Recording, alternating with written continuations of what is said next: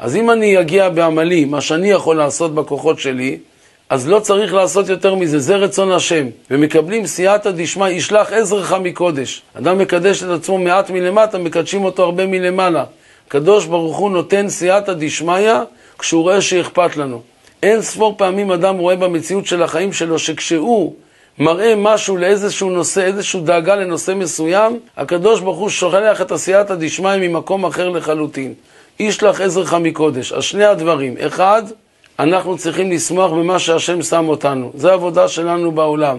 נכון, נוח לאדם שלא נברא, יותר קל לא לבוא לעולם הזה. אבל אם שואלים מה נכון, מה הכי מדויק לאדם, זה לבוא רק לעולם הזה. רק לעולם הזה שיש בו קשיים וניסיונות, זה מה שמדויק לאדם, לבוא לעולם שלנו. 2, לא להיות בייאוש חס ושלום כלל, אלא לשמוח בכל דבר חיובי וטוב שאנחנו עושים, מעט זה גם כן טוב.